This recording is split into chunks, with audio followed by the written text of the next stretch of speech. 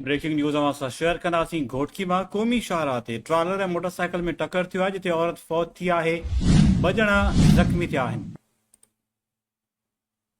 क़ौमी शाहराह ते ट्रालर ऐं मोटरसाइकिल में टकर थियो आहे, औरत फौत, जिते 2 ॼणा ज़ख़्मी थिया आहिनि।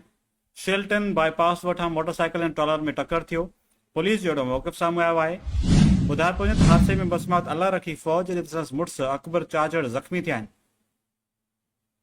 ज़ख़्मियुनि खे ॻणितीअ जोगी हालत में रहीमियार ख़ान अस्पताल मुंतक़िल कयो वियो आहे। ब्रेकिंग न्यूज़ असां शेयर कयूं पिया।